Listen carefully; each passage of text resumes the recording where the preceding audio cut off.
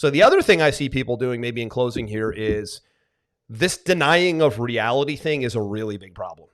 So this other prediction I make is there's just a pocket of people that you could, like Aaron, I could tell someone that is so brainwashed at this point that the sun is in the sky above your head.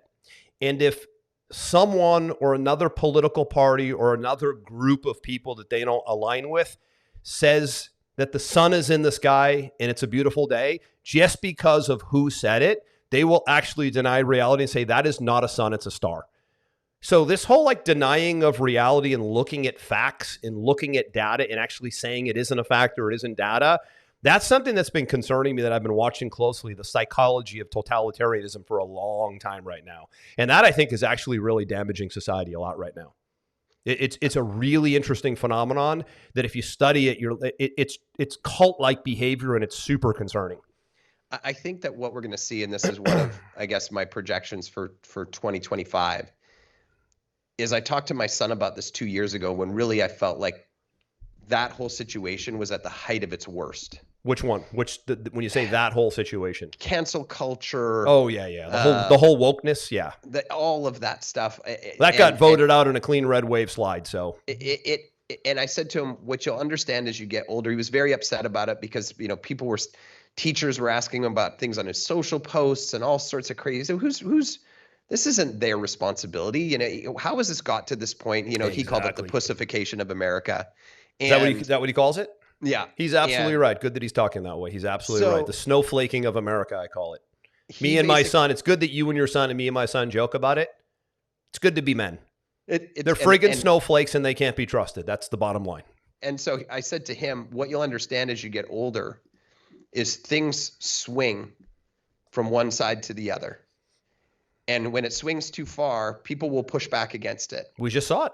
And I said, you'll see sometime over the next year and a half, son, that people will push back. And if anything, they'll start becoming more offensive because people are craving it and they want to feel normal again. And it always ends up pulling back towards the middle. I said, don't wait, you watch, it'll happen. And sure enough, it has happened. So I think you just saw it happen in the United States election. Mm-hmm. The United States election on a clean sweep from electoral to popular to Senate to Congress was an overwhelming mandate, clean red sweep that literally said we're done with woke, left-wing, toxic, divisive ideology. That was the checkbox. People still don't get it, man. We're done with that was the checkbox. They weren't voting for Trump.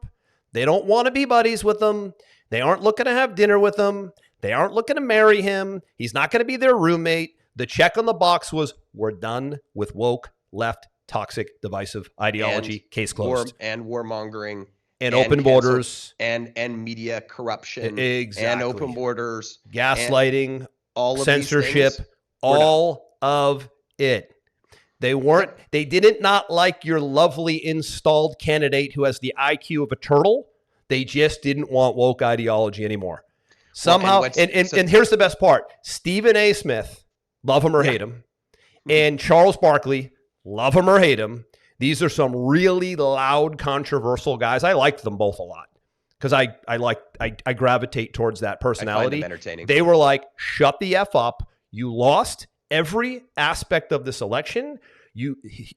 Everything I just said was all voted out. Go effing home.